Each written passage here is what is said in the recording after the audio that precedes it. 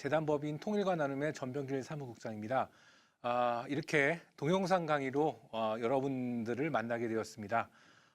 오늘 여러분과 제가 나눌 것은요, 영화로 통일을 읽답니다. 영화로 통일을 읽다.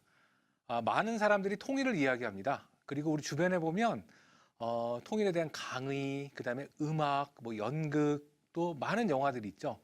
여러분 갑자기 또 생각나는 통일이나 분단 소재의 또 영화가 있지 않습니까? 최근에 개봉했던 강철비 2라든지 또 백두산 화산 문제를 다뤘던 또 백두산이라든지, 그 전에는 태극기 날리며, 그다음에 쉬리 공동경비구역 JSA 등 상당히 많은 우리가 볼 수 있는 영화들이 있습니다. 그리고 여러분들 명절 때라든지 혹은 또 여름 방학 때라든지 그럴 때 TV에서도 많이 영화를 볼 수 있죠.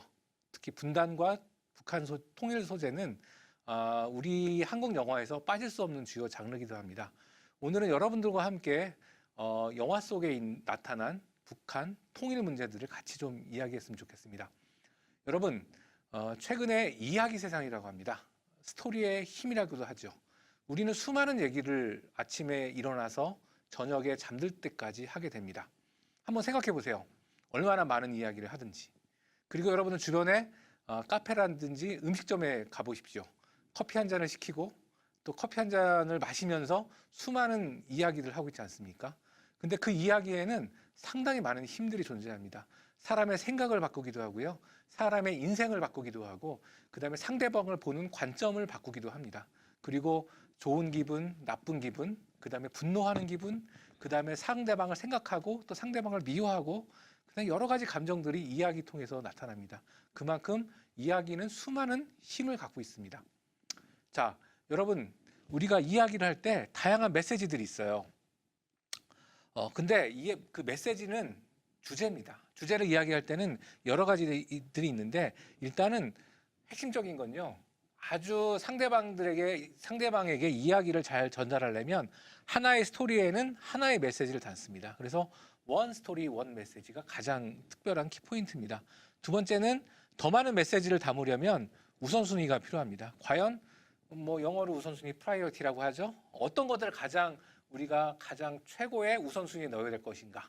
근데 그런 것들을 항상 고민합니다. 그리고 분명하게 정의된 메시지를 만들 필요가 있습니다. 그래서 메시지를 구체화해야 됩니다. 이것을 위해서는요, 가장 중요한 것은 어떤 사람이 어떤 메시지를 전하느냐가 가장 중요합니다. 여러분, 지금 여러분께서는 6명의 남자 배우들을 보고 계십니다. 안성기 선생님이라든지 한석규 씨라든지 송강호 씨라든지, 그 다음에 신하균 씨라든지 정재영 씨라든지, 그 다음에 장동건 씨라든지 한국을 대표하는 영화 배우들입니다. 근데 여러분, 이 영화 배우들의 공통점이 뭔지 아십니까? 남자라는 것도 있죠. 그리고 또 뭐가 있을까요? 그리고 한국을 대표하는 배우라는 건 당연한 거죠. 그리고 개성파 있는 배우라는 것도 당연합니다. 하지만 공통점은 또 있습니다. 어떤 공통점이냐면, 여기 나와 있는 한국을 대표하는 배우들이 모두 분단과 북한과 통일을 소재로 한 영화의 주인공이었다는 사실입니다. 안성기 씨 한번 생각해 보십시다. 주로 이미지가 어떤 그룹의 리더라든지, 그랬을 때 대통령이라든지 장군이라든지, 혹은 다양한 단체의 단체장이라든지 회사의 사장님이라든지 그런 이미지가 느껴지잖아요. 그리고 한석규 씨 같은 경우는 상당히 인텔리전트하죠. 그래서 정보 요원이라든지 되게 특수한 지식인이라든지 그런 이미지가 납니다. 그리고 송강호 씨 같은 경우는 좀 털털하면서 서민적인 이미지가 많이 나오죠. 그리고 아시다시피 장동건 씨라든지 신하균 씨라든지 정재영 씨는 상당히 외모도 좋지만 되게 개성파 연기로 유명합니다. 근데 이분들이 대부분 다 북한과 분단, 그다음에 통일의 소재로 한 영화의 주인공이 되셨고, 흥행작도 있고 또 여러 가지 좋은 이미지를 또 보여주셨어요. 여러분, 왜 이 말씀을 드리냐면요, 우리가 북한과 분단과 통일을 이야기하는 영화를 이야기할 때마다 이 캐릭터에 주는 힘들이 있습니다. 그리고 캐릭터가 이끌어가는 힘들이 있어요. 그것이 남한 사람으로 설정돼 있든 북한 사람으로 설정돼 있든 나름대로 캐릭터의 힘으로 그 영화들이 전개되고 있습니다. 자, 상당히 여러분들 연기를 하다 보면 그 드라마나 스토리에 보면은 갈등이라는 게 있어요. 그 갈등은 상당히 역동성이 존재하고요. 여기 보시면 나름대로 우리 캐릭터들을 생각해 보면 나름대로 인간의 본능적인 것이라든지 그다음에 갈등 상황에서의 나름대로 해결책을 찾고 있고요. 그다음에 항상 갈등을 극복하고 조화로운 행동을 하려고 하는 의욕들이 있습니다. 네. 그래서 나름대로 기승전결이 존재하죠. 여러분은 영화들을 보시면 대부분 다 영화의 스토리에 보면 뭐 갈등이 시작되는 부분이 있고요. 그다음에 서로 갈등이 너무 지나쳐서 돌이킬 수 없는 점이 있고요. 그다음에 갈등이 고조되는 점이 있고 그다음에 클라이막스가 있고 그것을 끝맺는 과정이 있습니다. 대부분 이렇게 갈등의 그래프에 맞게 스토리가 전개가 됩니다. 그래서 저는 여러분들에게 영화를 이야기하기 전에 먼저 통일한국 스토리텔링을 이야기하고 싶어요. 영화에는 수많은 메시지들이 전달이 되는데요. 제가 이야기하는 통일한국 스토리텔링에는 뭔가 행동을 촉구하기도 하고요. 그다음에 우리는 남북한이 같다, 같은 민족이다. 나름대로 동질성을 전달하고 있습니다. 그다음에 그러면 우리가 살고 있는 국가, 그다음에 우리가 통일을 지향하는 국가의 정체성이 무엇이냐, 그 정체성도 전달하고 있고요. 그다음에 우리가 이념적인 가치관도, 그다음에 우리가 꿈꾸는 어떤 세상에 대한 그런 가치관도 전달하려고 하고 있습니다. 그리고 나름대로 남과 북, 그다음에 서로 다른 사람끼리 힘을 합쳐서 뭔가 협동의 행위를 하는 협동도 촉진하려고 하고 있죠. 또한 부정적 인식을 잠재우고 긍정적인 뭔가를 만들려고 하는 것도 추구하고 있습니다. 그리고 나름대로 지식도 공유하려고 하고 있고요. 그다음에 더 나은 미래로 우리 민족 공동체라든지 우리의 지역 공동체, 그다음에 어떤 우리가 살고 있는 이 사회가 가야 할 방향으로 또 이끌어 가려고 합니다. 우리는 다양한 통일에 대해서 이야기하고 있지만 구체적으로 이런 부분으로 나름대로 통일을 이야기하고 좀 더 긍정적인 미래의 통일상을 만들어 가려고 하고 있죠. 자, 그럼 이제 여러분께 본론으로 한번 넘어가겠습니다. 영화를 통해서 한번 통일을 생각해 봤으면 좋겠습니다. 영화를 통해 통일을 생각하는 겁니다. 여러분, 영화를 얼마나 자주 보십니까? 영화를 좋아하시는 분은 일주일에 여러 편 보시는 분도 있고, 좋아하지 않는 분들은 이렇게 자주 안 보시는 분들 계시겠죠. 하지만 영화를 자주 보든 보지 않든 간에 영화는 우리 일상생활 속에 깊숙이 박혀 있습니다. 그리고 자세히는 못 보지만 지나가면서 영화를 또 장면 장면 보게 되는 것도 있고요. 최근에 유튜브를 통해서 아주 짤막짤막하게 그 영화를 볼 수 있습니다. 그리고 영화를 보지 않더라도 주변에 영화에 대해서 이야기하는 사람을 통해서 영화에 대한 정보를 또 간접적으로 얻기도 하죠. 자, 우리나라에 분단에 대한 영화들이 상당히 많습니다. 그리고 북한에 대한 이미지를 담은 영화도 많고요. 통일을 지향하는 영화들도 많습니다. 그리고 평화란 무엇인가 고민하는 영화도 많습니다. 그러면 한국 최초의 분단 영화는 언제 시작되었을까요? 한국 최초의 분단 영화. 조사를 해보니까요. 벌써 한 70년 이상의 시간이 흘렀더라고요. 우리나라가 미국으로부터 일본으로부터 분단되고 또 이제 미국과 소련에 의해서 각각 군정청에 의해서 각자 관리가 되다가 1948년에 우리나라가 정부가 세워졌습니다. 그리고 북한에도 1948년에 정부가 세워졌습니다. 그리고 그 사이에는 수많은 갈등들이 있었습니다. 우리 남한에는 이제 자유민주주의의 사회가 그 정부가 들어섰고요. 북한에서는 사회주의 공산주의를 지향하는 정권이 들어섰습니다. 그래서 이념의 갈등이 상당히 강했고요. 그 이념을 찾아서 남쪽에서 북쪽으로 가고요. 북쪽에서 남쪽으로 내려오고 그렇게 해서 남한과 북한의 정부가 각각 세워졌습니다. 그리고 지난 70년 이상의 세월이 그렇게 지나왔습니다. 그 사이에 수많은 예술 작품들이 만들어졌죠. 근데 최초의 우리나라 분단 영화는요, 1945년에 분단이 됐고, 48년에 대한민국 정부가 수립이 됐고, 그 다음에 한영모 감독의 성벽을 뚫고라는 영화가 처음으로 나왔습니다. 이 성벽을 뚫고는요, 가족 간의 이념 갈등을 그린 한국 최초의 영화라고 보시면 됩니다. 그래서 우리는 지금 분단 영화를 흔히 보지만 최초의 분단 영화는 1949년에 나왔습니다. 그래서 제가 자료를 좀 조사해 봤습니다. 이 분단 영화 성벽을 뚫고의 영문 이름은 뭘까? 근데 되게 영문 이름이 독특해요. Breaking the Wall이라고 돼 있어요. 그러니까 이제 벽을 허무는 거죠. 여기서는 이제 뚫고라고 돼 있는데 벽을 사실상 허무는 그런 이제 영문 제목이 우리나라 최초의 영화 한용모 감독의 성벽을 뚫고 있습니다. 이 이후에 상당히 많은 분단 소재 영화들이 나오기 시작합니다. 그래서 대표적으로 피아골이라는 영화가 있었고요. 1950년대에 또 오발탄이라는 영화가 있었습니다. 이 피아골은 우리 지리산에 있는 지명의 이름이고요. 6.25 당시 그 빨치산을 다룬 영화지요. 그리고 오발탄이라는 것은 지금 이 영화는 서울의 용산의 해방촌 일대에서 맨 처음에 촬영이 됐다고 합니다. 근데 이 오발탄 영화는요, 전쟁으로부터 이제 고통을 당하고 있었던 전쟁 이후에 우리가 흔히 말하는 뭐 정신분석학적 용어로 트라우마라고 하죠. 트라우마를 갖고 있는 사람들의 이야기가 바로 오발탄입니다. 그래서 1950년대 한국 영화에서는요, 전쟁 직후에 많이 찍었기 때문에 전쟁의 아픔에 대해서 상당히 많이 그린 영화들이 개봉이 됐었습니다. 그리고 1960년대로 넘어가서는요, 돌아오지 않는 해병, 그 다음에 그 또 당시에 그 남북 군인들 간의 갈등을 그린 영화들이 있었습니다. 그래서 대표적으로 돌아오지 않는 해병, 그 다음에 7인의 여포로라는 영화가 있었어요. 근데 돌아오지 않는 해병은요, 이 두 영화가 같은 감독, 유연목 감독의 작품입니다.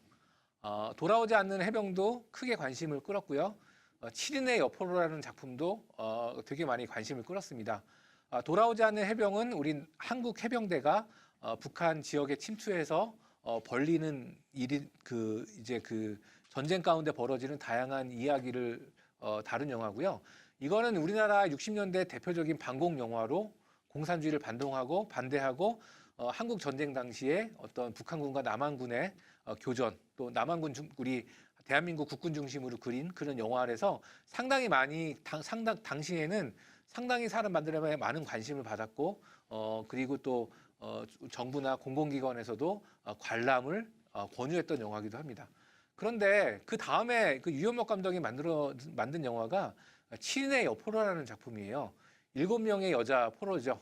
7명의 국군 여자 포로, 국군의 여자 국군의 여군들이, 우리가 이제 한국군이 여자 한국군들이 북한군에 잡히게 됩니다. 그래서 이제 그때 당시에 벌어진 이야기가 바로 7인의 여포로라고 되어 있는데요. 근데 같은 감독임에도 불구하고 한 작품은 반공 영화의 대표적 작품이라고 칭찬을 받고 7인의 여포로는요, 나중에 법적으로 좀 문제가 됐어요.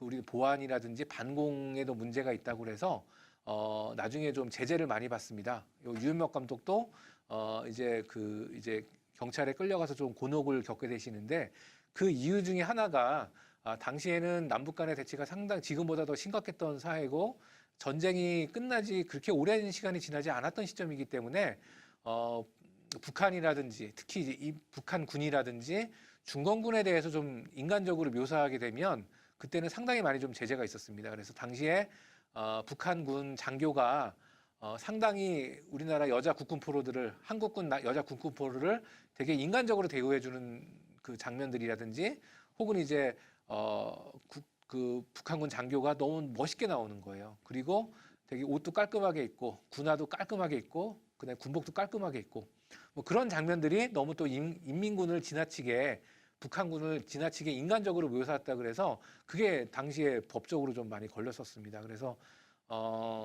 같은 감독 작품에도 불구하고 어떤 작품은 반공 영화의 대명사가 돼버렸고, 또 당시 기준으로 어떤 작품은 또 그 반공에 대한 어떤 그런 의식들을 좀 약화시킨다 그래서 곤욕을 치렀던 그런 작품이었습니다. 이것이 지금으로부터 50년 전인 한국 영화의 그 현실이었다고 보시면 될 것 같습니다. 그리고 남과 북이라는 영화도 있었고요. 또 순교자라는 영화도 있었습니다. 그래서 남과 북이라는 영화는 이거는 되게 스토리가 좀 독특합니다. 한 여성이 그 어떤 남자를 사랑했는데 원래 남성은 나중에 북한군이 되고요. 그 다음에 이 여성이 나중에 남한 그 국군하고 결혼을 하게 됩니다. 근데 이제 국군하고 이제 결혼을 하게 되는데 나중에 이거 원래 그 북한군 남자친구가 남한으로 내려오게 돼요. 그때 이제 남한으로 잡혀서 오게 되는데, 그때 이제 원래 그 여성을 만나서 나름대로 거기서 벌어지는 나름대로 이제 당시에 그 이데올로기의 사회 속에서의 로맨스라고 보시면 될 것 같습니다. 그리고 순교자라는 영화는 이 작품은 원래 소설입니다. 그 소설인데 이 소설은 그 우리나라 최초로 노벨 문학상 후보까지 올랐던 작품이에요. 근데 이거는 이제 당시 6.25 전쟁 당시에 한국에서는 지금 상상할 수 없는 일이겠지만 북한 지역에서 어떤 기독교 신앙을 갖고 있는 사람들의 고민과 갈등을 다뤘던 영화가 순교자고요. 이거를 지은 원작자 소설자는 이제 김은국이라는 소설가가 이거를 지으셨습니다. 그러니까 저도 이때 자랐습니다. 저는 이제 이때가 1960년대였고요. 제가 1970년대 이후에 쭉 자라서 생활하다 보니까 저 역시도 어렸을 때부터 그 영화 속에서 반공을 좀 익숙하게 지냈던 세대이기도 합니다. 대표적으로 로버트 태권브이라는 작품이 있었어요. 그 작품을 만든 우리 김청기 감독이라는 분이 또리 장군이라는 반공 영화를 만들었어요. 근데 당시 이 또리 장군이 1978년에 나왔거든요.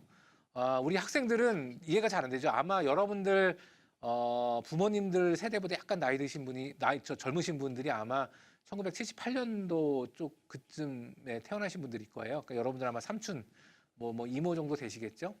근데 그분들이 태어나서 자라실 때는 이런 또리 장군 같은 영화, 반공 영화를 봤어요. 그리고 딱 보면은 이 또리 장군이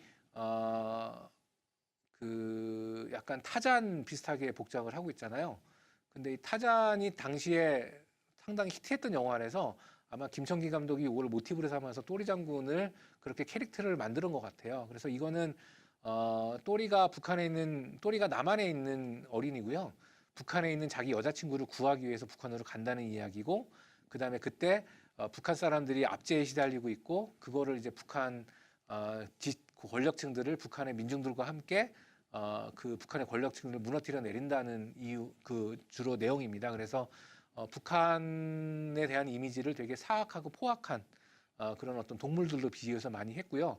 당시에 어린이들로부터는 상당히 많이 폭발적인 인기를 끌었습니다. 그리고 이 감독이 로버트 태권브이를 만들었던 이제 김청기 감독이었다는데 어린들은 솔직히 잘 몰랐겠지만 나중에 보니까 다 이제 그때 최고의 그 애니메이션 제작자 감독이 반공 어린이 만화 영화도 같이 만들었다는 것이 참 이제 시대의 어떤 하나의 단면이었다는 생각이 좀 듭니다.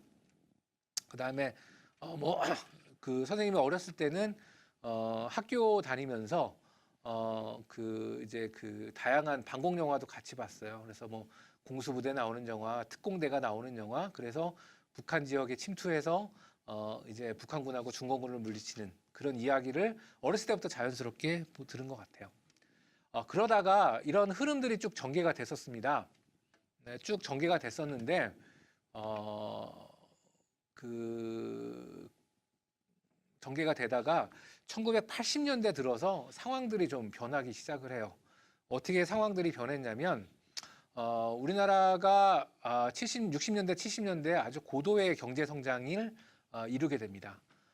고도의 경제 성장을 이루고 난 다음에 우리나라 국민들의 의식 수준도 상당히 높아져요. 그래서 경제가 발전하고 소득이 늘어나고 그다음에 삶이 조금씩 풍요해지기 시작하면서 삶의 질에 대한 고민들을 많이 하고요. 좀 자유로운 삶에 대한 것들, 그다음에 민주주의를 좀 제대로 해보자는 단순하게 이제 헌법상에만 존재하는 민주주의를 삶 속에 좀 제대로 우리가 실천하며 살아보자고 하는 고민들이 벌어지게 돼요. 그래서 1980년대에는 상당히 많은 젊은이들이 민주화 운동을 했고요. 많은 또 젊은이들이 그 과정에서 희생이 됐고 또한 지금의 어떤 이렇게 풍요롭고 나름대로 우리가 자유로운 나라를 만드는데 당시에 젊은이들이 많은 그 노력들을 하고 기여를 하게 됩니다. 1987년에 우리 한국 사회가 많이 민주화됩니다. 그때 민주화가 되었을 때 많은 사람들이 이제 북한 문제라든지 통일 문제라든지 이 분단의 근본적인 원인과 해결에 대한 고민들을 좀 하게 돼요. 그래서 그동안 우리 권위주의 정부 시절, 혹은 이제 독재 정부라고 그러죠. 그다음에 민주화되지 않았던 그 정부 시절에 금기 시대였던 어떤 사상이나 이념에 대한 것들을 당시 사회가 호기심을 많이 갖게 돼요. 그래서 젊은 층들이 뭐 분단에 대한 어떤 소설이라든지 북한에서 나온 어떤 그 예술 작품에 대한 것들을 조금씩 보게 되기 시작합니다. 당시에 우리나라 젊은이들에게 가장 인기를 끌었던 것은 소설가 조정래 씨의 태백산맥이라는 작품입니다. 이 태백산맥은요, 해방 이후서부터 6.25 전쟁 때까지 이야기를 다룬 주로 이제 지리산 일대, 그 다음에 지금 전라도 지역, 전라남도 보성 벌교를 중심으로 해서 그 일대에 벌어진 어떤 땅과 그 다음에 경제의 문제, 사상과 이념의 문제, 또 사람과 사람의 문제를 다양하게 다룬 어떤 시대의 작품입니다. 당시 기준으로 요즘은 여러분들은 뭐 책 잘 안 읽으시고 뭐 인터넷이라든지 여러 매체를 통해서 접하시지만 당시에는 대부분 다 책을 통해서 많은 정보들을 접했거든요. 이때 태백산맥 소설이 무려 700만 부 정도가 팔렸다고 해요. 근데 이때 태백산맥이 소설뿐만 아니라 한국 영화의 거장이시죠. 임검택 감독에 의해서 1994년에 소설 태백산맥은 영화 태백산맥으로 만들어지기도 합니다. 근데 영화가 상당히 이게 러닝타임이 깁니다. 근데 제가 쭉 보다 보니까 우리가 좀 생각해 봐야 될 부분들이 좀 있어요.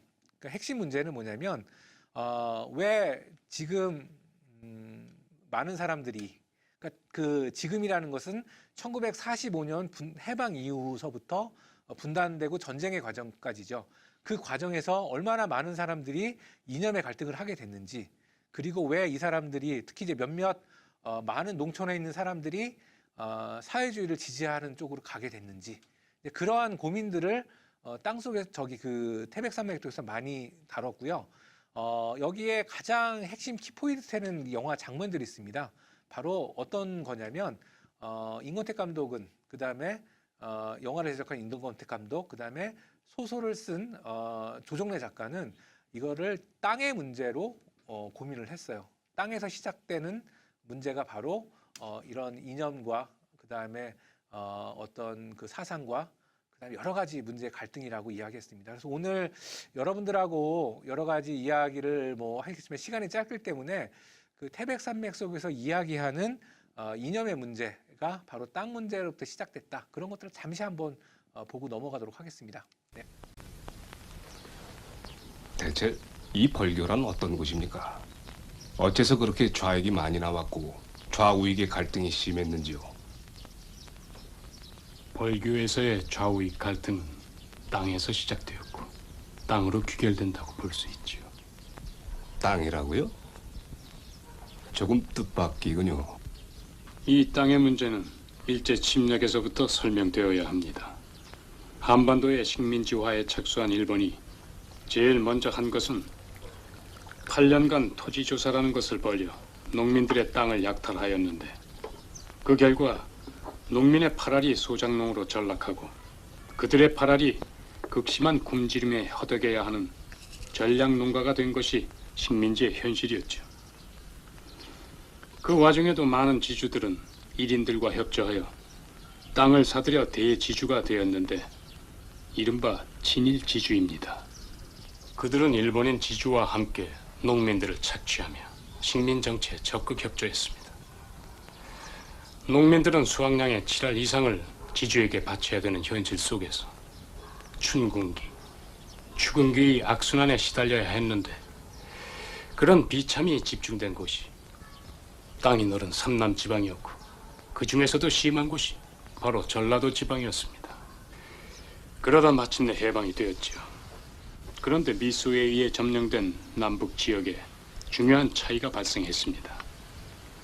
이북이 무상몰수, 무상분배의 토지개혁을 단행한 데 반하여 이남에서는 자기 재산을 앉아서 뺏길 수 없다는 지주들의 강한 반발 속에서 농지개혁은 자꾸 미뤄지고, 그에 따른 자긴들의 실망과 분노가 커지면서 지주와 소작 간에 땅을 둘러싼 갈등이 심해지자 그 갈등의 틈을 좌익이 파고들었지요. 그들이 주장하는 무상몰수, 무상분배는 자기 땅을 갖고 싶어하는 소작들의 열망과 잘 맞아떨어지고, 그 결과 많은 소작들은 사상이 뭔지도 모른 채 좌익에 동조하거나 가담하게 된 겁니다.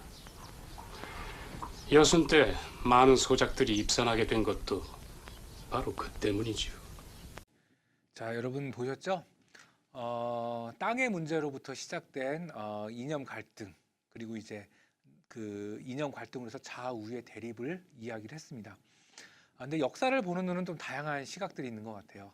우리가 흔히 국사책에서 보는 역사는 왕을 중심으로, 왕조라든지 그 국가, 그 뭐 또 현대사에서는 그 정권의 중심에 따라 서술을 하는데, 또 우리가 기층의 이제 밑바닥 민중이라 그러죠. 그 민중의 관점에서 또 역사를 정리할 수 있는 문제가 있거든요. 또 근데 거기다 보면 또 이제 가진 자와 또 못 가진 자 뭐 그런 얘기도 하는 분들도 계시고, 다양한 어떤 사회 계층별로 또 역사를 정리하는 경우가 있습니다. 근데 또 우리가 봐야 될 것들은 뭐 1945년에 해방이 돼서 48년에 정부가 만들어지고 50년에 6.25가 전쟁이 시작이 돼서 그다음에 남북 간의 전쟁을 통해서 또 이렇게 우리 한반도가 갈갈이 또 찢겨지는 경험을 겪게 되고, 그다음에 해방 이후에는 여기 뭐 자유민주주의, 저기는 이제 공산주의 정권이 들어서서 이제 그 휴전 이후에는 나름의 이제 시스템을 가지고 이제 나라를 그 이제 운영해 나가는 것들을 우리가 흔히 이제 국사책이라든지 여러 가지 역사를 서술 배웠는데요. 또 다른 관점에서 보면은 그냥 일반 사람들이 살아가는 어떤 삶의 생활 양식에 따라 변화하는 경우도 있는 것 같습니다. 그래서 여기 이제 영화에서 이야기하는 이제 땅의 문제도 당시에 우리 한반도에 살고 있는 사람의 7, 80%는 대부분 다 농민이거나 농민 가정이었어요. 그리고 그 농민 가정 중에서도 70% 정도가 흔히 소작이라고 그러죠. 자기 땅의 주인이 자기가 아니고 그 땅의 주인으로부터 그 땅을 임대해가지고 농사를 짓는 사람들이었어요. 그래서 일제시대 때 자료들 보면은 뭐 소작농들이 나름대로 좀 좋은 조건으로 땅을 경작하게 해달라고 쟁의도 일으키고 뭐 분쟁도 일어나는 경우도 좀 있었고요. 그러니까 이제 그런 부분으로도 우리 역사를 또 봐야 될 필요성이 있을 것 같습니다. 그래서 영화 태백산맥은 그리고 소설 태백산맥은 바로 이런 부분에 좀 초점을 두고 좀 그 영화가 그렇게 전개가 된다고 보시면 될 것 같습니다. 그래서 뭐 왕조 중심이나 현대사에서 정권 중심으로 영화를 보는 것도 중요하지만, 일단 나름대로 다양한 삶의 계층을 또 중심으로 영화를 보는 것도 중요합니다. 그래서 우리가 분단이나 북한 문제라든지 통일을 이야기할 때도 뭐 정권 중심, 우리나라 어떤 정부가 어떤 통일 정책을 실행했고, 그다음에 북한이 어느 이제 지도자 때 어떤 그 남북 관계라든지 국제 정세를 이용해서 이제 뭐 나름대로 그 이제 통일 정책을 하려고 하는 것도 당연히 큰 틀에서 봐야 되겠지만, 우리의 그 남한 사람들의 삶의 양식과 북한 사람들의 삶의 양식이 어떤 식으로 좀 변동이 왔는지도 함께 보는 것도 우리가 남북한이라든지 한반도 문제를 총체적으로 이해하는데 도움이 될 것 같습니다. 그래서 바로 소설 태백산맥, 그것이 영화한 태백산맥도 바로 그 차원에서 우리가 보시면 될 것 같습니다. 또 네, 넘어갈게요. 또 하나 여러분들하고 좀 이야기할 부분이 이제 남부군이라는 작품이에요. 이 남부군이라는 작품은 이것도 태백산맥하고 좀 비슷합니다. 왜 비슷하냐면 태백산맥은 1945년 해방 때부터 6.25 전쟁 때까지의 스토리를 다룬 거라면, 이 영화 남부군은 이것도 이제 그 원래 빨치산 출신으로 전향했던 그 사람이 그 이태라는 분이 소설 남부군을 쓴 걸로 이것도 80년대 후반에 영화한 작품입니다.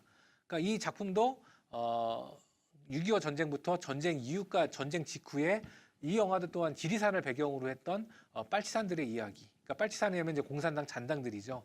그 잔당들의 이야기를 다루고 있습니다.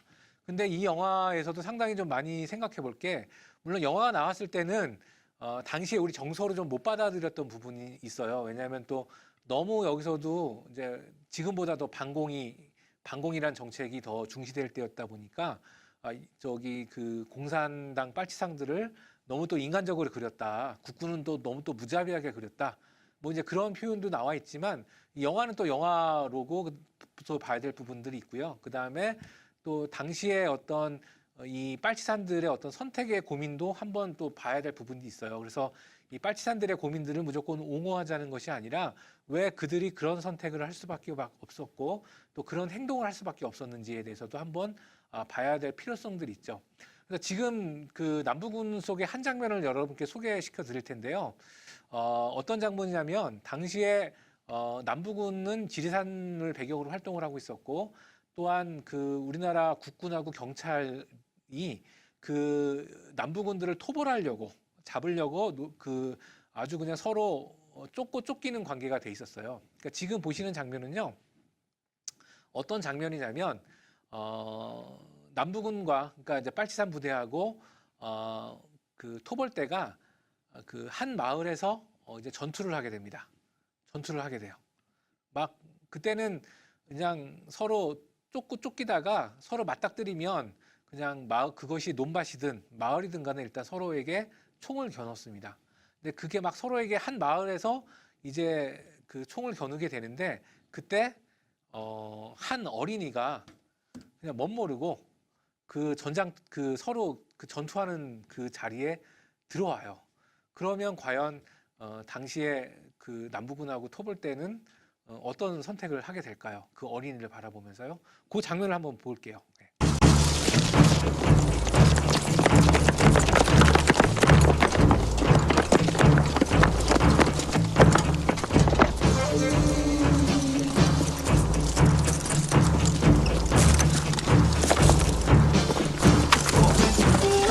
모두 피하시오! 노란 개들이 몰려옵니다!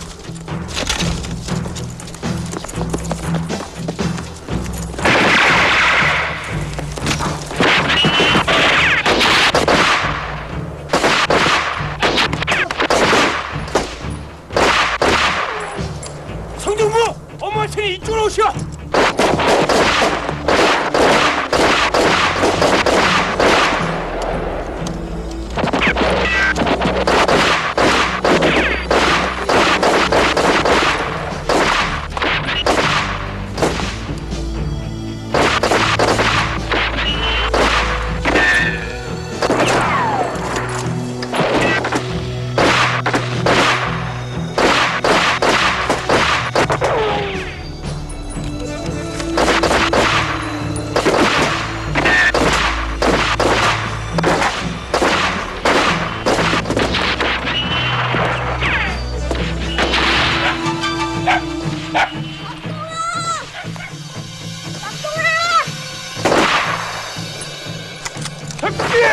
사격 중계!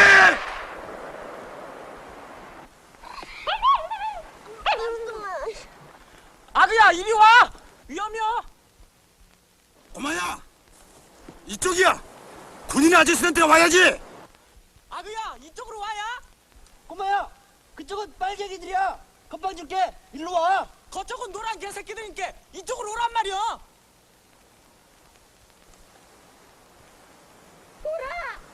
어쩌려고 거기 있냐? 싸게 오랄게.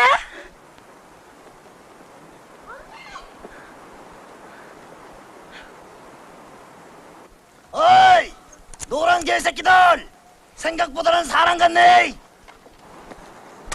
야! 산돼지 새끼들! 인정은 있구나 해! 지나고 싶지 않나?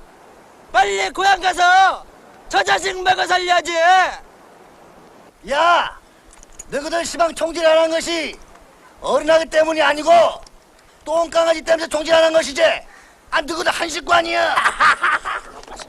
식구로 말하자면 산돼지나 노란개나 당군 할아버지 식구 아니냐 이 산돼지 새끼들아. 아따 상년의 새끼를 알기나 하는구만이. 그리여 그런게 조국 통일과 인민 해방을 하루빨리 앞당겨 안 쓰겠냐? 요 무식한 놈들아. 손 들고 나와라. 손 들고 나오면은 생명은 보장한다. 까지 말고 이 성님 노래나 곡 좀 들어봐. 두마. 네, 지금 여러분들은 아까 제가 말씀드렸듯이 그 당시에 공산 빨치산과 그다음에 그것을 토벌하는 국군 토벌대 사이에 전투 중에 한 어린이가 그 사이에 들어온 것을 보셨습니다. 그리고 당시에 뭐 시대상도 마찬가지였을 텐데요. 서로 그 어린이 순진한 어린이를 자기 편으로 끌어들이려고 하는 그런 노력이 보이죠. 근데 아이는 어떠한 선택을 하지 못합니다. 그리고 아이가 의지할 곳은요. 결국 이제 아이의 엄마가 와서 그 상황은 자연스럽게 이제 종료가 되지만 아이는 선택할 수 없었고요. 그 엄마는 그 현장이 어떤 현장인지 알았기 때문에 어떻게든 아이를 빨리 그 장소로부터 데리고 나가야 됐습니다. 이것은 단순하게 영화의 한 장면이었지만 저는 그 시대상이었던 것 같습니다. 당시에 우리나라는요, 뭐 북한도 마찬가지였고요. 좌익이냐 우익이냐에 따라서 상당히 많은 다른 대우를 받았던 것 같아요. 좌익 세력이 들어왔을 때는 좌익 사상을 갖고 있는 사람들이 더 이렇게 활개를 치고 다녔고요. 그다음에 우익 사상을 갖고 있던 사람들은 상당히 많은 고초를 겪었습니다. 또 우익 세력이 또한 그 주도했을 때고 우익 세력들이 또한 여러 가지 그 세력을 점했을 때는 또 그 반대 현상들이 일어났고요. 이것들을 경험했던 당시에 이제 보통 사람들은 무서웠습니다. 그리고 보복이 두려웠어요. 한쪽을 가게 되면. 그래서 일단은 물론 지금은 역사는 자연스럽게 우리가 살고 있는 자유민주주의라든지 시장경제가 사회주의나 공산주의보다 더 우월하고 사람이 더 보다 나은 체제로 우리가 이제 역사의 판결을 내려졌지만 당시만 해도 그런 것들이 상당히 좀 확신에 차지 않았던 경우가 좀 있었던 것 같아요. 그래서 이제 그런 경우에서는 어디 의존하지 못하고 가만히 있다가 자기를 좀 더 지켜주고 의지할 수 있는 곳에 가게 됐거든요. 근데 그것이 어디였겠습니까? 바로 가족이었겠죠. 그래서 보다 좀 가족에 많이 의존하고 다른 사람은 몰라도 우리 가족은 믿는다. 그래서 이제 가족 편에 많이 들어갔게 됐죠. 하지만 이제 시대가 흘러서 우리의 선택은 우리가 살고 있는 이 시대의 선택이 과연 우리가 특히 이제 우리가 대한민국에 살고 있다 보니까 대한민국의 선택이 저는 옳았다고 생각이 들어요. 근데 이제 당시의 시대상에서는요 사람들이 상당히 많이 혼란스러웠어요. 왜냐하면 좌익이 들어오면은 좌익에 의해서 많은 것이 강요당하고 또 반대쪽으로 또 우익 세력이 들어오게 되면 또 과거에 또 좌익 세력에 가담했던 사람들에게 대한 보복이 시작이 되고 또 좌익이 들어오게 되면 또 우익 세력에 대한 보복이 시작이 되고요. 그래서 상당히 많은 사람들은 그 가운데서 많이 좀 혼란스러웠던 것 같아요. 지금 이 장면도 어떻게 보면 영화 속의 하나의 장면이지만 실제적으로 그냥 그 당시에 그냥 뭐 이념과 사상을 잘 모르는 보통 사람들이 겪었던 그런 고충이 아닌가 하는 생각이 듭니다. 그래서 지금의 잣대로 보면 좀 안 될 것 같아요. 지금 우리가 많은 정보들도 있고 역사의 흐름 가운데서도 우리의 선택이 옳았다는 것들은 좀 명확하지만 당시의 사람들은 앞으로 한 치 앞을 내다볼 수 없었고요. 내일 일도 몰랐는데 어떻게 몇십 년 뒤에 일을 또 알겠습니까? 그래서 일단은 그런 시각으로 여러분들이 좀 봐주셨으면 좋을 것 같아요. 네, 그래서 지금은 여러분들하고 한 4편의 영화를 또 같이 좀 이야기하겠습니다. 방금 전에 이제 동영상으로 보셨던 작품은 주로 이제 남부군하고 태백산맥은 당시의 시대의 아픔을 이제 그대로 그린 거라고 봤다면 지금 이야기하는 이 4편의 영화는요, 물론 분단과 통일과 여러 가지 이슈가 있지만 좀 더 다른 관점에서 영화를 보기 시작했던 시대일 겁니다. 지금 여러분 음악이 하나 들리시죠? 아마 한 곡이 들으실 텐데 상당히 좀 익숙하신 그 멜로디일 거예요. 이 멜로디는 그 영화 태극기 날림의 OST거든요. 근데 지금도 많은 사랑을 받습니다. 가끔 9월 달에 한국보훈의 날 행사 때도 이 멜로디가 부르고요. 심지어는 이 멜로디가 좋기 때문에 어떤 카페라든지 아니 다른 행사장에서도 많이 부르는 멜로디고 아마 영화는 잘 모르실지 모르겠지만 멜로디는 어디선가 한 번쯤 들으셨던 멜로디인 것 같습니다. 근데 이 태극기 날려가요 상당히 또 의미가 있는 작품이에요. 이거는 형제 간의 어떤 분단의 아픔을 그리고 있는 작품인데요. 이 작품이 주는 의미가 되게 깊어서 사람들이 멜로디를 더 기억을 하는 것 같아요. 근데 제가 왜 이 말씀을 드리냐면 천안함 확침 사건이 발생하게 됩니다. 그때 46명의 우리 해군 용사들이 해군 장병들이 희생을 당했거든요. 근데 그때 천안함을 인양하는 과정에서 많은 시신들이 수습이 됐습니다. 그 시신이 그 한 구 수습될 때마다 관에 들어가서 그다음에 이제 거기에 태극기를 덮죠. 그리고 그거를 우리 해군 장병들이 그 동료 장병들의 시신을 담긴 관을 한 구 안고 나옵니다. 그때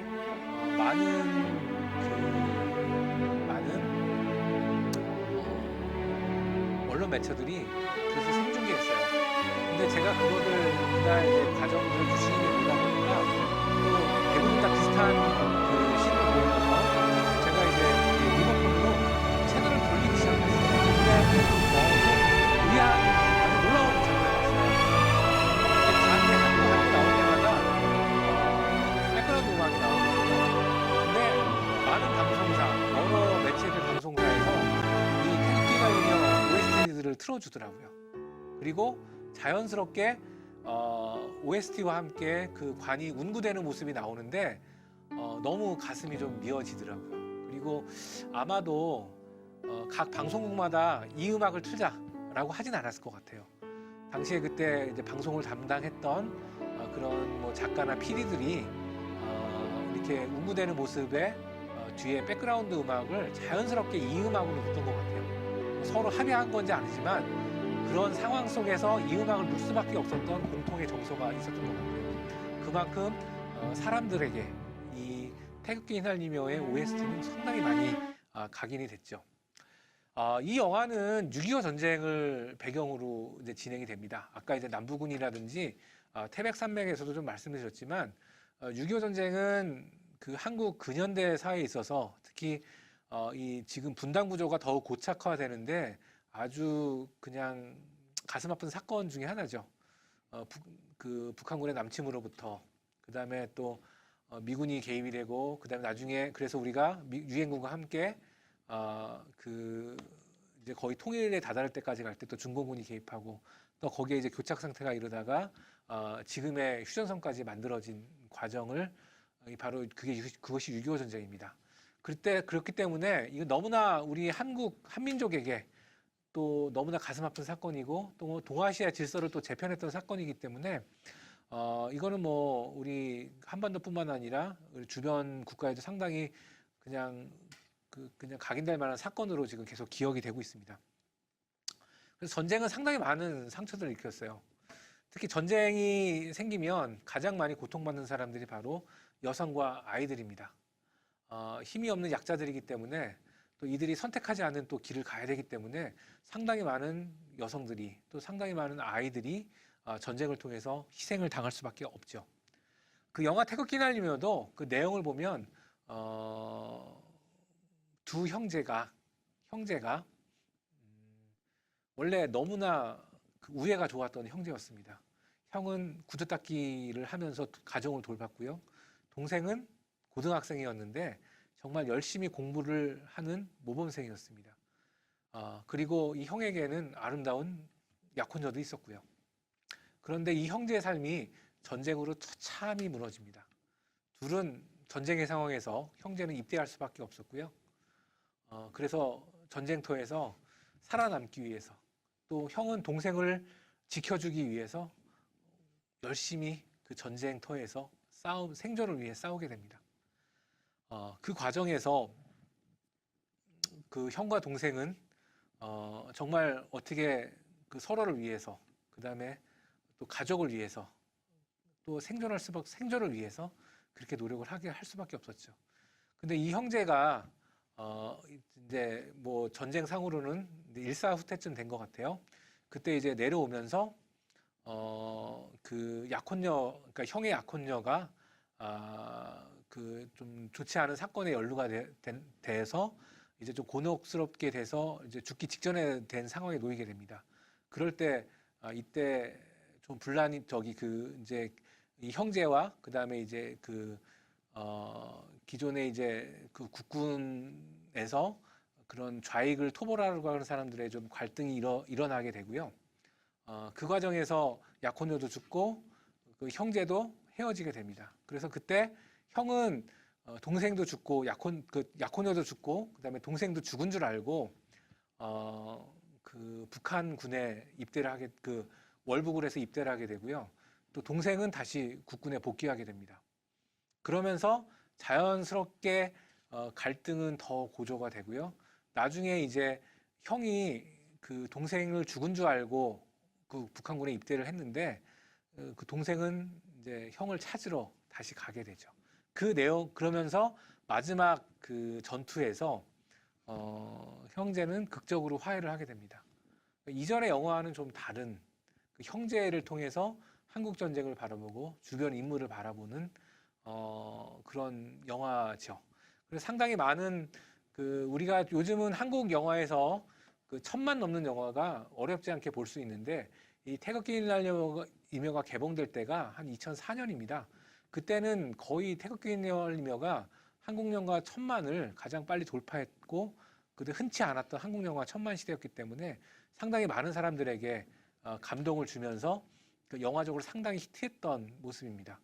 자, 이 모습이 지금 영화 속에 있는 사진의 모습이 그 형과 동생이 그 서로 갈등 가운데 있다가 전쟁에서 만나서 그 이제 화해를 하고 그런 전투 씬이 바로 이 전투 씬입니다. 여기가 바로 그 영화 속에서는 두밀령 전투라고 표현을 하고 있습니다. 두밀령 전투는 6.25 전쟁 당시에 실제적으로 존재했던 전투입니다. 그리고 이제 우리한테는 뭐 피해 능선이라든지 뭐 빨치산 저기 그 펀치볼 전투 그렇게 표현이 되고 있는데 상당히 그 지금의 강원도 양구 부근이에요. 그래서 그 상당히 많이 그 한국 전쟁을 연구하시는 분들이라든지 전쟁을 기억하는 사람들에게는 아주 치열한 격전지로 그리고 있는 곳이 생각하고 있는 것이 바로 이 두밀령 전투입니다. 그런데 영화가 그 이제 막 이게 1000만이 넘은 영화라고 제가 말씀드리지 않았습니까?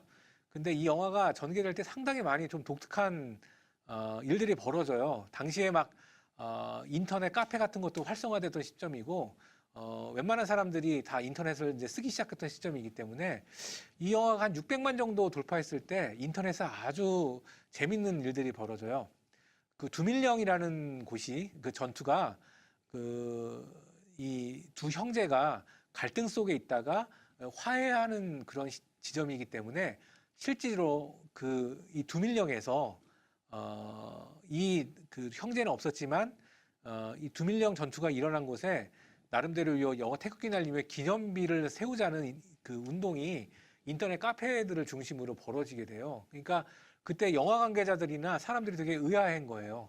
아니 그냥 영화 속에 있는 그런 설정인데 사람들은 이걸 너무 감동 깊게 봐서 아 두밀령에다가 그 형제간의 화해, 그러니까 서로 이념의 갈등에 있었던 형제간의 그 화해를 기념하는 그런 그런 그 뭐죠 조형물을 한번 만들어 보자 그런 움직임이 사람들에게 되게 신선한 충격으로 다가왔던 것 같습니다. 그래서 영화도 영화대로 히트했지만 사람들의 그런 마음 속에는 이것이 단순하게 잘 만들어진 6.25를 배경으로 한 영화가 아니라 그 이상의 가치를 불러일으켰던 그 영화였던 것 같아요. 그리고 그래서 아마 지금 아까 제가 영화 도입부 부분에 들려드렸던 그런 그 OST 사운드 트랙이 더 사람들의 마음에 지금까지도 와닿지 않나 하는 생각을 하게 됩니다. 그 다음에 제가 두 번째로 여러분들하고 좀 이야기하고 싶은 영화는요, 그 이중간첩이라는 영화입니다. 여러분, 이중간첩이라는 영화입니다. 이중간첩. 더블 에이전트라 그러죠.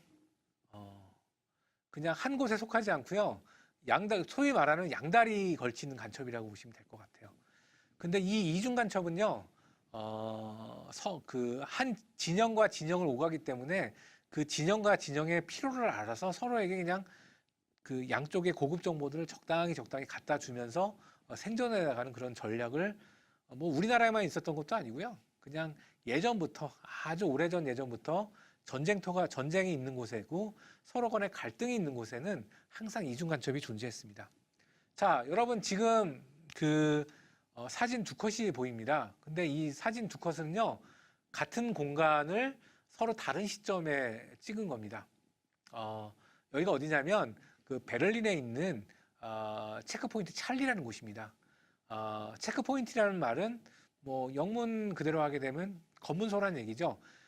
여러분 올해가 독일이 통일된 지 30년이 되는 해거든요. 근데 독일이 통일되기 전에는 물론 베를린은요 동독의 수도였고 그다음에 동독 지역에 있었지만 워낙 독일의 수도가 상징적인 곳에 그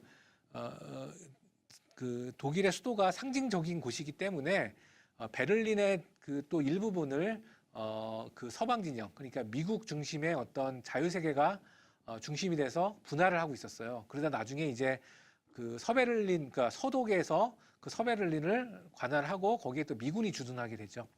그래서 동서 베를린 사이에서는요 여러 개의 검문소가 있었어요. 근데 이제 그 중에서 외교관이라든지 여러 이제 저명한 인사들이 외국인들이 왔다 갔다 하는 그런 검문소가 바로 이제 그 체크포인트 찰리였습니다. 이 찰리 포인트라고 혹시 이제 부르고도 있는데 이 찰리 포인트는요 역사상 많은 뭐 스파이들도 왔다 갔다 하고요. 또 동독과 서독, 그다음에 자유진영과 공산진영의 고위급 인사들이 많이 여기로 왔다 갔다 했어요. 그래서 많은 이야기들도 있고 스토리들도 있는 곳이 바로 체크포인트 찰리입니다. 그래서 우리나라 사람들도 그 예전에는 그 동베를린 쪽에서 여러 행사가 있거나 또 여러 가지 이벤트가 있으면 우리나라하고 동독이 수교 국가가 아님에도 불구하고 한국 사람들이 이 체크포인트 찰리를 통해서 또 동베를린 지역을 드나들기도 했습니다. 그래서 여기에는요 다양한 여기를 배경으로 한 소설도 있고요. 그 다음에 여기를 배경으로 한 영화 씬들도 있어요.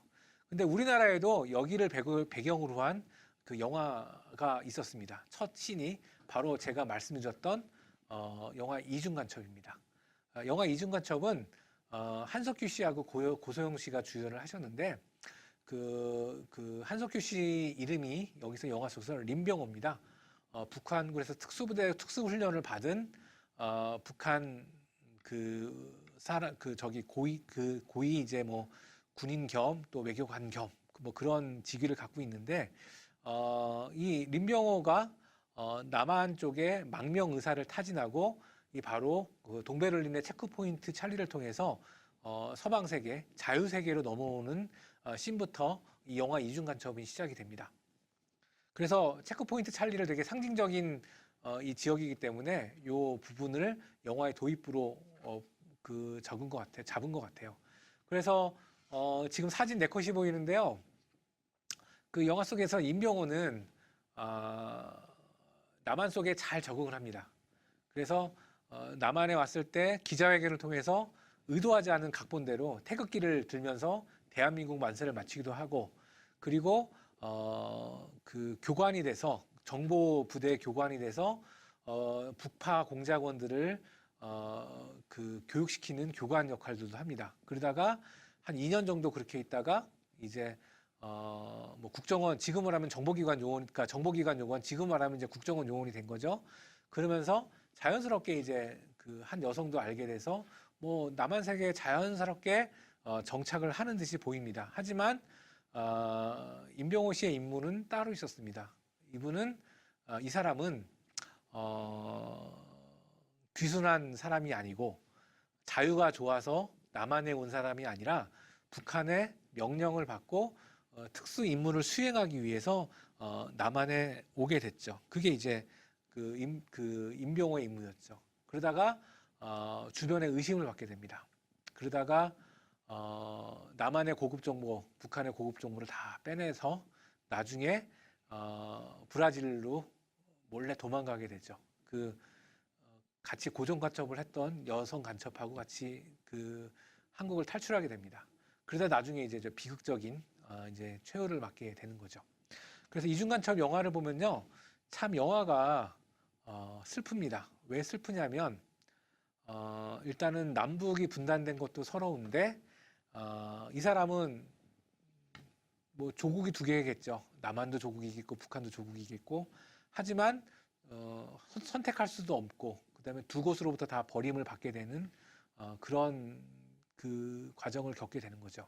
근데 이것이 이러한 이야기가 단순하게 현실에서만 그냥 가상적인 영화 속의 가상의 이야기 아니라 우리 한국 남북 분단의 역사에서도 이런 이중간첩, 그러니까 남북으로 남한에 북한에 살다가 남한을 선택하고 또 남한으로부터도 나름대로 이렇게 여러 가지 또 안 좋은 사건에 의해서 또 이렇게 남한에서 또 벗어날 수밖에 없었던, 그 다음에 정말 로맨틱하게 살다가, 아까 남한에 북한에서 살다가 남한 가면 좀 로맨틱하게 살 수 있겠다, 좀 이상향으로 살 수 있게 왔다가 또 그것이 아니해가지고 또 남한을 벗어나려고 했던 뭐 그런 역사들이 좀 있습니다. 그래서 이중 간첩들도 있었고요. 그 다음에 또 남북 모두로부터 또 외면받았던 또 다른 어떤 그 간첩은 아니지만 또 그런 삶을 살았던 사람들의 이야기를 있습니다.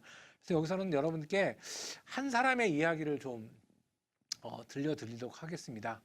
이 사람의 이름은 이제 이수근이라는 사람이고요. 뭐 개그맨 그 이수근 씨하고 동명이인이죠. 이 사람은 이제 이중간첩이라고 널리 알려져 있고요. 또 어떤 분들은 이 사람은 그냥 로맨티스트일 뿐이다. 그냥 그 남북 모두에서 로맨틱하게 살려고 했다가 로맨틱하지 않기 때문에 다 탈출하려고 했을 뿐이다. 뭐 그렇게 정의하시는 분들이겠지만 하여튼 그 북한에서 탈출을 했고 결국 남한에서도 어떻게 해보려다가 탈출을 해서 나중에 이제 외국에 나갔다가 잡혀서 한국에 와서 일단 사형되신 사람이에요. 근데 이제 어떤 삶을 살았는지에 대해서는 해석들이 많기 때문에, 근데 이분이 되게 살아왔던 궤적이 되게 독특해서 한번 이분을 이야기할게요. 여기 보면은 1967년에 이 사람이 넘어왔는데 당시에 이제 그 경향신문 기사예요. 뭐라고 되냐, 한자인데 북계중앙통신, 북한에서 지금 이제 가장 큰 언론사겠죠. 거기에서 부사장, 상당히 높은 고위직 사람인데 판문점서 극적 탈출이에요. 이 사람이 판문점에 남북 이렇게 뭐 관련 판문점에 회담 관련으로 취재했다가 우리 쪽에 이제 약간 남한으로 넘어가고 싶다는 의사를 밝혀서 극적으로 이 사람은 탈출을 했어요. 근데 이 사람이 67년에 넘어왔는데 쭉 살아가는 거 보니까 뭐 처음에는 북한에서는 뭐 생각의 자유가 없어서 자기가 탈출을 하려고 했다. 그러다가 이제 지금의 이제 국정원의 전신이죠. 중앙정보부에 들어갔다가 그 다음에 뭐 한국의 대학 교수랑도 결혼을 하고 그러다가 이제 그렇다가 한 2년 한국에 1년 반 정도가 있다가 여권을 위조해서 탈출하게 돼요. 그래서 이제 홍콩으로 갔다가 홍콩으로 해서 캄보디아 갔다가 그 다음에 이제 베트남으로 가서 결국은 체포가 됐죠. 그래서 일단은 정부에서는 이 사람이 특정한 목적, 북한의 어떤 명령을 받고 한국에 위장 귀순했다. 뭐 그렇게 발표를 했고 그렇게 이제 사형을 당합니다. 근데 이제 이렇게 쭉 지나가다가 나중에 시간 20년, 30년 정도가 지난 다음에 이 사람이 과연 위장 간첩이었냐?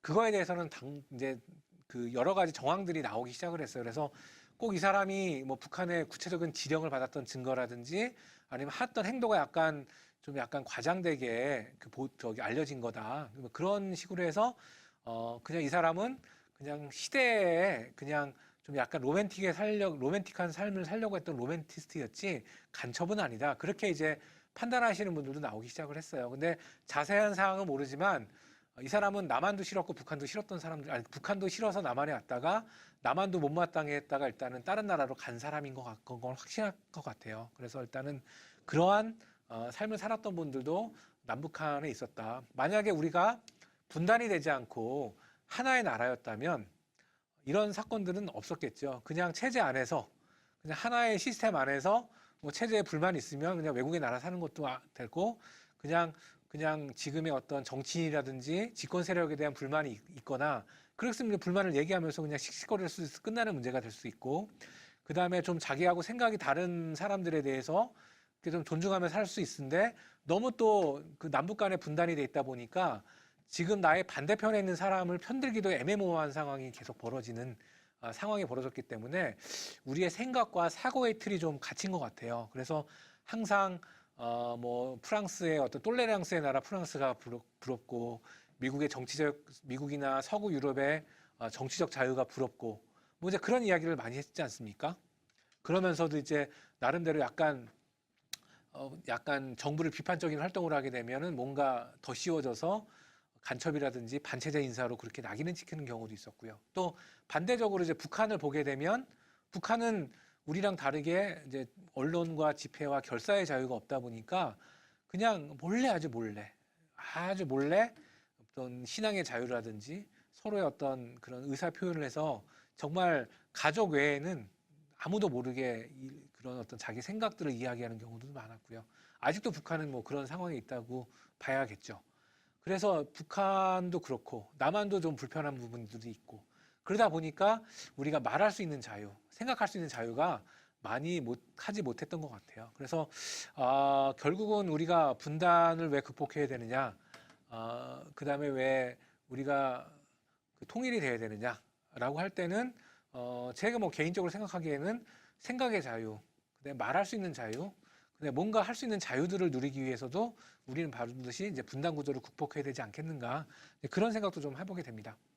그다음에 여러분들하고 세 번째로 나누고 싶은 영화는요, 이제 국경의 남쪽이라는 영화예요. 이 국경의 남쪽은 탈북민의 이야기를 다뤘습니다.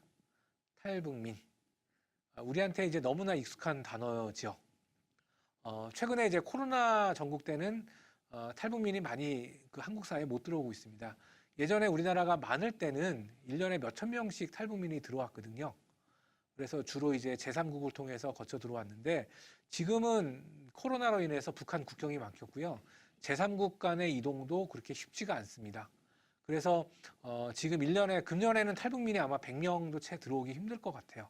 하지만 이 영화가 만들어졌던 지금 제가 말씀드렸던 국경의 남쪽이 만들어질 상황에 2006년의 상황에는요. 탈북민이 보통 1년에 2,000명, 3,000명 이상씩 막 들어올 때입니다. 그래서 이 탈북민을 사는 한국 내 교육시설인 하나원이 항상 포화 상태에 있었던 그런 시간이 바로 2005년, 6년 이 영화가 만들어질 즈음의 시점이었습니다. 이 영화는요. 탈북 남성의 영화를 다루고 있고요. 그리고 이 남성이 남한에서 겪는 갈등들, 그다음에 탈북 전에 북한에 이제 애인이 있었는데 그 애인을 두고 왔고, 그다음에 나중에 그 애인이 한국에 오게 되는데 참 가슴 아픈 일들이 좀 벌어지는 게 있어요. 근데 그것들을 지금 이야기하고 있습니다. 그래서 그 영화를 보면 여기 선호라는 그 주인공이 등장하게 됩니다. 여러분이 알다시피 이제 차승원 씨가 주인공인데 선호가 사랑하는 연화라는 아가씨가 있어요. 근데 선호의 직업은 북한의 국립교향악단의 호른을 부르는 호르니스트고요. 연화의 직업은 박물관에서 해설사예요. 뭐 말하자면 박물관 해설사, 큐레이터 정도로 보시면 되는데 영화의 배경은 이래요. 둘이 행복하게 잘 지내고 있는데 선호의 아버지가 선호의 큰아버지가 원래 6.25 때 전사한 줄 알았어요. 그 군대에 갔다가. 근데 서울에 살아계신 거예요. 근데 선호의 큰아버지가 선호의 아버지, 북한에 있는 선호의 아버지하고 몰래 그동안 이렇게 편지를 교환하고 있었어요. 근데 그게 북한 당국에 이제 거의 발각이 됐어요. 그때 선호의 가족은 어차피 이제 남한에 있는 가족과 편지 교류가 있었다는 걸 알게 되면 자기네들도 이제 안전하지 않으니까 집단 탈북을 해서 이제 남한에 가는 것으로 결정해요. 그래서 선호는 사랑하는 그 애인 연하를 남겨놓고 탈북을 하게 됩니다. 그래서 북한 두만강을 건너서 국경을 넘고요. 그 다음에 중국에 가서 독일 대사관에 들어가서 결국은 극적으로 탈북을 해요. 하지만 그 선호는요, 항상 북해에 두고 온 애인 연하를 그리워합니다. 그래서 항상 그 남북 접경 지역 있죠. 임진각이라든지 통일전망대에 가서 매일매일 그냥 눈물을 삼킵니다. 근데 어느 날 북한으로부터 소식이 와요. 연하가 다른 남자랑 결혼을 했다. 그래서 선호는 그때부터 자포자기를 하게 되죠. 그래서 그때 한 남한 여성이 선호에게 손길을 내밀어요. 그리고 선호는 그때 그 여자, 어차피 연하는 떠난 아가씨고, 그 다음에 이제 지금의 남한에서 자기를 케어해주고 있는 그런 여성과 결혼을 하게 돼요. 근데 그러다가 이제 뭐 남한에 잘 정착하게 해서 사는 듯 했습니다. 근데 남한에 갑자기 그 선호의 북한 애인이었던 연화가 오게 됩니다. 연하가 북한에서 결혼했던 얘기는 좀 잘못된 그럼 요즘 말하는 게 페이크 뉴스죠. 잘못된 소식이었어요. 그때 선호는 여기서는 결혼을 했고 그 다음에 북한에 있던 A는 자기를 찾아 남한으로 왔고 정말 난감한 상황이 됐죠. 마음은 북한에서 온 연하에게 있지만 현실적으로는 이미 남한에서 결혼을 했던 몸이었기 때문에 선호는 갈등하게 돼요. 하지만 이 사실을 이제 연하가 알게 됐죠. 그리고 서로 간의 갈등이 더욱더 깊어지고요. 연하는 결국은 선호를 떠나게 되고요. 선호는 현실을 인정하고 가정을 잘 꾸리게 돼요. 그리고 선호는 뭐 행복해서 아이를 낳게 되고 아이의 이제 그 돌사진을 찍으러 간 날 사진관에서 그 자기의 애인이었던 연화의 한국에 와서 결혼을 하게 된 결혼 사진을 보게 됩니다. 그러면서 아주 멋쩍은 미소를 지으면서 영화는 마무리를 하게 되죠. 참 영화를 보면서 뭐 차승원 씨도 연기를 잘하긴 했지만 그 한 남자의 선택, 하지만 또 잘못된 소식을 통해서 또 다른 선택을 하게 되고 그 다음에 옛 사랑했던 여인이 다시 나섰을 때 그 여인에게 더 이상 해줄 수 있는 것이 아무것도 없게 되는 현실을 보면서 저는 한 남자의 자괴감들을 받습니다. 그리고 과연 이 사람에게 체제는 무엇이고 이념은 무엇이고 갈등은 무엇이고 가족은 무엇이고 사랑하는 사람은 무엇인지에 대해서 한번 이 남성의 관점에서 한번 생각을 하게 됐어요.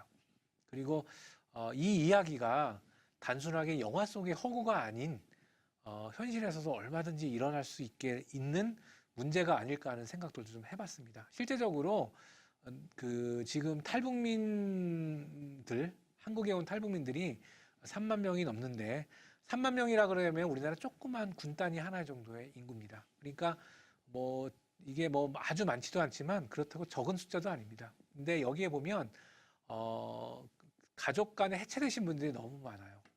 물론 가족끼리 넘어오신 분들이 있어요. 그리고 여기 오신 다음에 또 가족을 불러들이신 분도 있어요. 하지만 부부였다가 한쪽은 남한에 살고 한쪽은 북한에 살고 또 한쪽은 또 그 예기치 않은 과정에서 사별하신 분들도 계시고 그 다음에 그 심정적으로는 서로 이제 이혼한 상태로 왔는데 법적으로는 아직 이혼이 안 된 상태 분들도 계시고 그러니까 지금 탈북민들의 어떤 그 특히 가족 관계들도 보면 상당히 가슴 아픈 경우가 상당히 많습니다.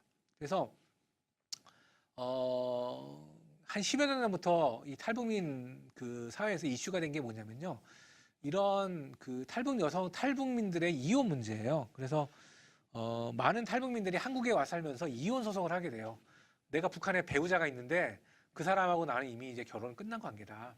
그렇기 때문에 그 사람들이 동의하지 않더라도 나는 여기서 이혼을 했으면 좋겠다.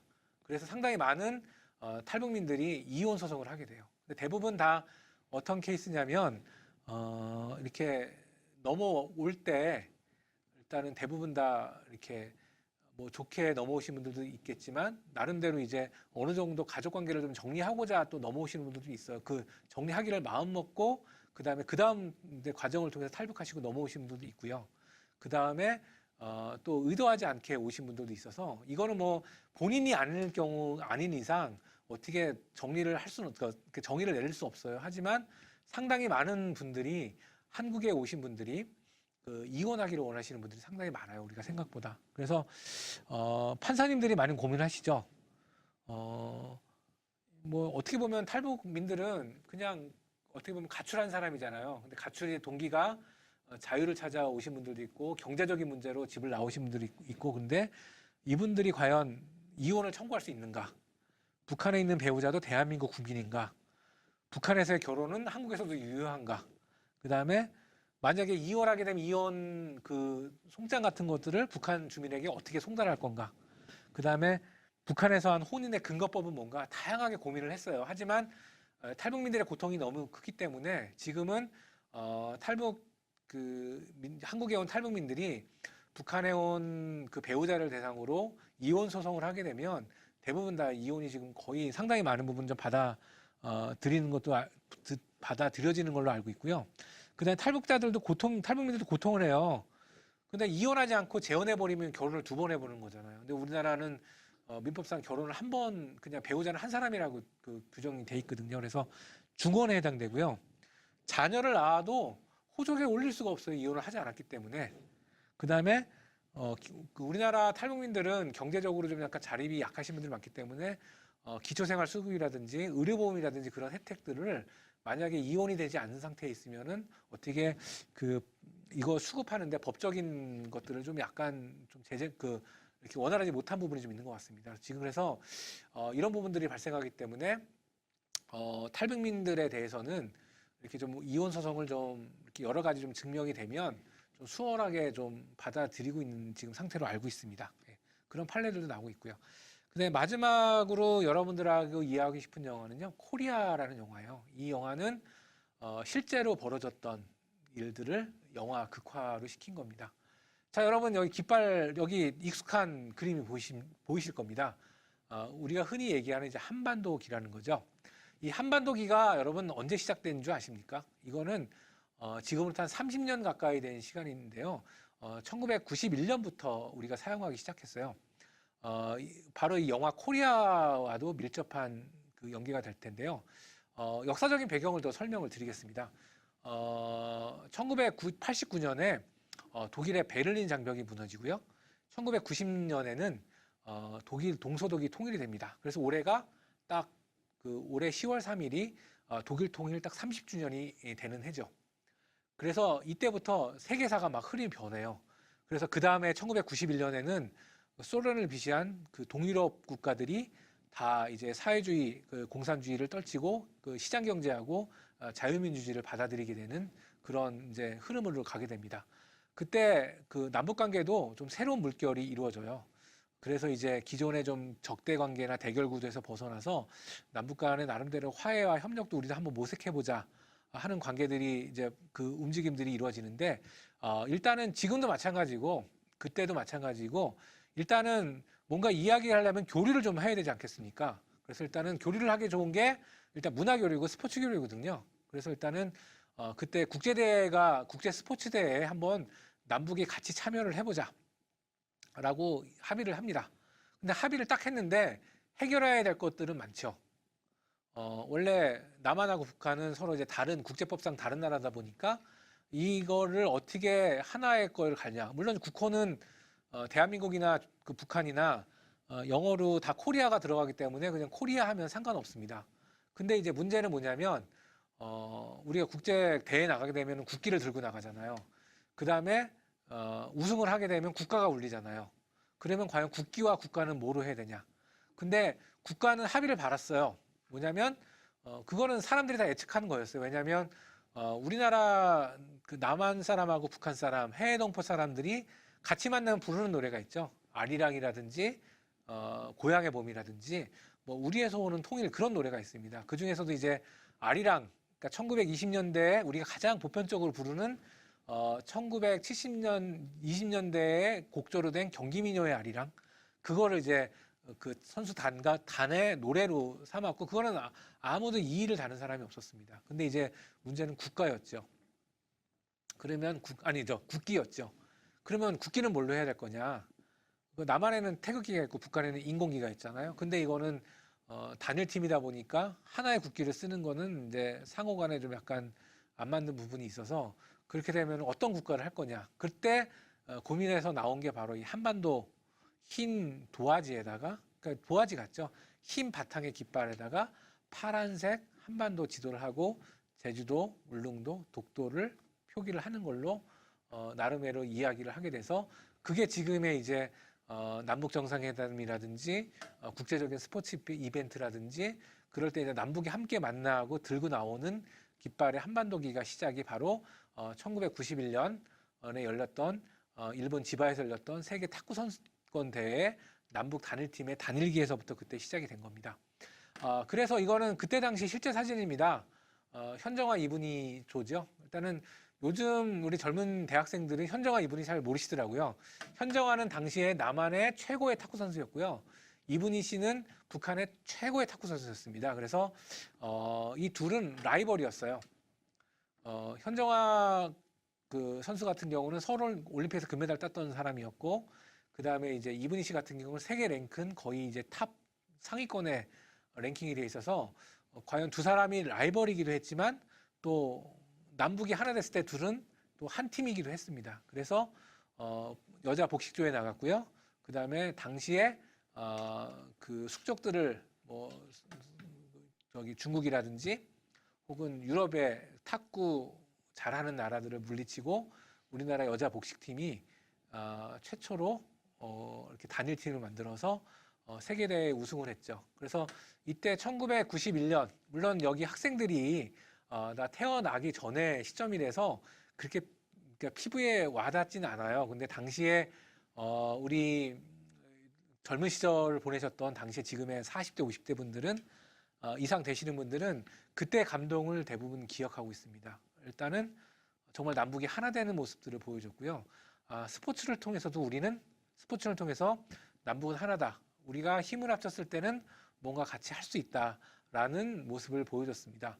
그 이후로 이제 단일팀의 역사는 계속 이어졌죠. 이거는 이제 영화의 장면이고요. 단일팀의 역사는 계속 이루어졌고요. 근데 여기서 이제 한 가지 짚어볼 게 있어요. 지금 여러분들은 다큐멘터리 하나의 포스터를 보고 계십니다. 이거는 1966년도에 우리나라는 2002년에 월드컵 4강에 진출을 했지 않았습니까? 이탈리아를 누르고 당시 북한도 요거 저 전에 1966년에 잉글랜드 월드컵 때 이탈리아를 누르고 세계 8강에 진출했어요. 그래서 당시에 되게 역사상 월드컵 역사를 보면 가장 경이로운 사건 중에 하나가 북한이 잉글랜드 월드컵에 8강에 진출을 한 거였습니다. 스포츠는요, 갈라진 어떤 이질적인 서로의 사람들이 만나서 또 갈등 속에 있는 사람들이 많아서 하나의 큰 화합을 만들고 하나의 큰 평화의 흐름을 만드는 이벤트이면서요. 또 스포츠는 또 정치적으로도 많이 이용을 당했습니다. 오늘 또 스포츠가 갖고 있는 상징적인 의미가 있기 때문에 역사적으로 뭐 군사정부나 독재정부를 거친 나라들은 다 스포츠를 중요시했어요. 그 대표적인 것들이 바로 이제 1936년 당시 독일 히틀러가 독일의 어떤 그 독재를 하고 있을 때 베를린 올림픽을 통해서 상당히 전 세계적으로 그 어떤 히틀러 독재를 어떤 과시하는 수단으로 베를린 올림픽을 사용을 했고요. 우리한테는 그 마라토너 송기정 선수의 그 일장기를 달고 뛰었던 가슴 아팠던 그 사건, 그 일장기를 달고 마라톤을 뛰었던 그 가슴 아픈 사건으로 기억을 하고 있지만 실제적으로 베를린 올림픽은 어떤 히틀러의 독재를 과시했던 그런 올림픽이었어요. 그 뒤로도 상당히 많은 독재 국가나 사회주의 국가들은 스포츠를 통해서 나름대로 자신의 어떤 체제를 홍보하고 우월성을 과시하는 것들을 했습니다. 특히 1960년대는 북한이 나름 어느 정도 전쟁도 극복을 했고 그다음에 경제적으로도 어느 정도 이제 뭐 배고픔도 좀 해결했기 때문에 상당히 스포츠를 국가적으로 많이 좀 투자를 했어요. 특히 이제 당시에 1960년대 북한 축구는요. 아시아 최강이었고요. 뭐 올림픽이나 월드컵 진출은 당연히 북한 몫으로 사람들 생각하고 있었어요. 그래서 당시에 한국 축구는 이거보다 좀 못했었습니다. 그래서 의도적으로 국제 그 스포츠대에서 그 북한 축구팀을 만나는 거를 한국 축구팀들은 상당히 꺼려해서 일반적으로 일단은 피하기도 하고 북한하고 안 만나려고 경기를 져주기도 하고 뭐 그런 일들도 벌어졌어요. 그리고 남과 북이 또 대결을 한다. 그때는 이거는 국제대회에서 남과 북이 대결한다. 이건 질 수 없는 거죠. 그래서 반드시 북한을 이기기 위해서는 또 북한도 남한을 이기기 위해서는 정말 이거는 뭐 단순하게 그 페어플레이를 넘어서 그냥 이거는 거의 뭐 전투에 가까운 행동들을 남북이 한 적도 많았었습니다. 그게 이제 스포츠를 통해서 체제의 대결의 장이 된 거죠. 그게 이제 스포츠였고요. 소련이나 예전에 동독 같은 나라들도 그 스포츠를 엘리트 체육을 통해서 스포츠를 육성해서 뭐 거의 뭐 올림픽에서 거의 뭐 그 메달을 휩쓸듯이 했습니다. 그만큼 이 스포츠를 통해서 하나의 정치화를 시킨 것이 바로 독재 국가라든지 사회주의 국가의 특징이라고 보시면 될 것 같아요. 그래서 뭐 이런 면도 있지만 남과 북은 스포츠의 또 다른 한 면인 또 화합을 위해서도 대결과 갈등도 있었지만 노력을 많이 했어요. 지금 보시는 이제 사진은 2000년도에 시드니 올림픽 때 남과 북이 공동 입장을 하는 사진이에요.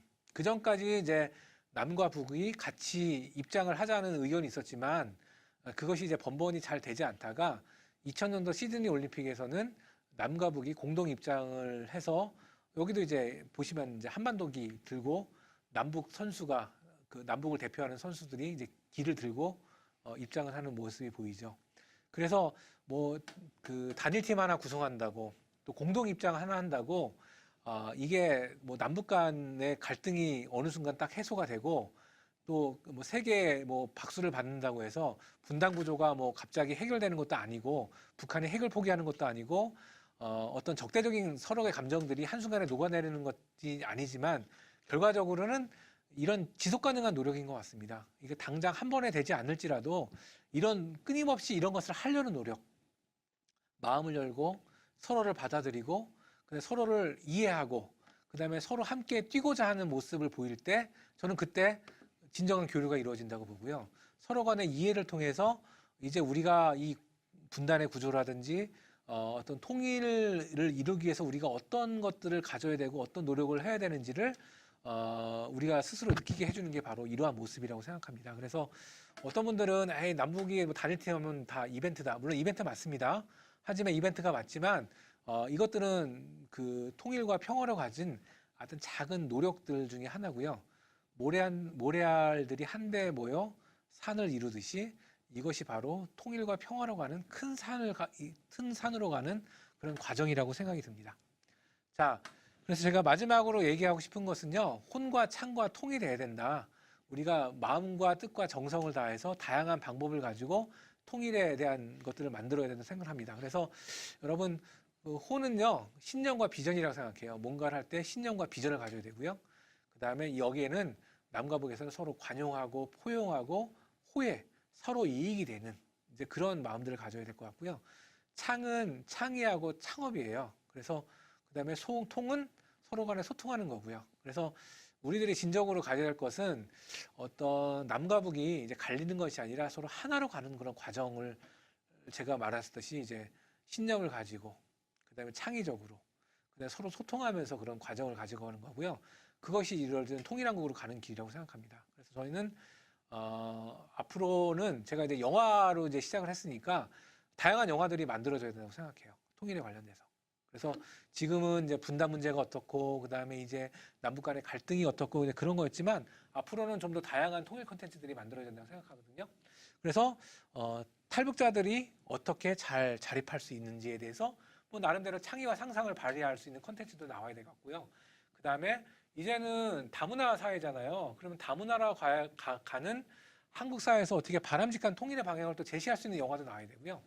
그다음에 우리가 이제 비무장지대, 남북 간의 접경 지역을 어떻게 잘 활용할 수 있는지에 대한 창의와 상상을 바탕으로 하는 그런 컨텐츠도 나와야 되고요. 그다음에 이진화된 남북 문화가 어떻게 잘 해결하는지 영화적인 상상력으로 그것들을 발휘할 수 있는 영화도 나와야 된다고 생각합니다. 그다음에 소셜 미디어 시대에 어울리는 통일 운동은 뭐냐? 그다음에 다양하게 지금 뭐 SNS들 하잖아요. 그거를 이제 어떻게 활용해서 그걸 배경으로 할 수 있는 영화도 나와야죠. 여러분 예전에 1998년에 영화 쉬리가 나왔는데 그때 되게 재밌는 독특한 장면이 많았어요. 북한에서 온 간첩들끼리 서로 이야기를 하는데 옛날에는 그 라디오라든지 뭐 그런 난수 방송을 했는데 그때 처음으로 이메일을 사용해서 하는 그런 것들 찍더라고요. 근데 지금은 또 다른 세계가 열렸잖아요. SNS도 있고 그다음에 뭐 다양한 멀티미디어 틀들이 있기 때문에 그런 틀들을 이용해서 나름대로 남북이 커뮤니케이션 할 수 있는 그런 것들도 좀 나와야 된다고 생각합니다. 그다음에 통일 이후에 이제 뭐 북한 도시 개발이라든지 그런 것들 통해서 우리가 이제 어떻게 남북 간에 이렇게 커뮤니케이션 할 수 있는 거 좀 창의적으로 만들 수 있는 방법도 생각해야 될 것 같고요. 그다음에 이제 북한의 어떤 부족한 부분들을 우리가 어떻게 채워줄 수 있는가에 대해서 고민을 담긴 영화도 나와야 될 것 같고요. 그다음에 통일 한국의 어떤 국가의 이상형이라든지 브랜드라든지 그런 것들을 고민할 수 있는 소재를 담긴 이제 영화나 영상의 작품들이 나와야 될 것 같아요.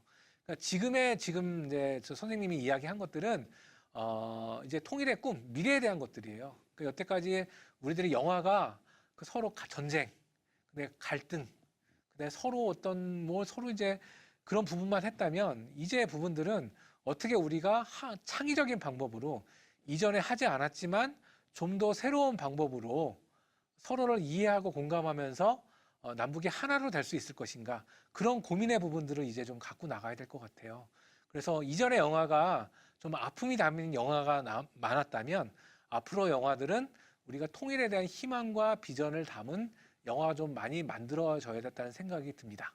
자, 여러분들은 통일 시대의 주인공들입니다. 그리고 여러분들이 무한한 가능성을 갖고 있으시고요. 그 가능성을 바탕으로 통일에 관련된 새로운 컨텐츠들도 많이 나와야 된다고 생각합니다. 꼭 정치학자들이라든지 통일운동가만 통일에 참여할 수 있는 건 아니고요.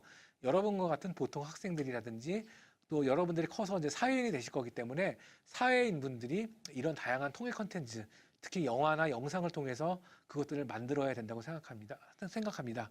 오늘의 수업이 바로 여러분 이런 영화를 통해서 통일을 보는 것이 일상을 통해서 여러분들이 통일을 보게 하고 그 일상 속에서 여러분들이 또 다양한 통일 컨텐츠들을 만들 수 있는 작은 밑거름이 됐으면 하는 바람을 가졌습니다. 자, 오늘 함께 해주신 여러분 감사합니다.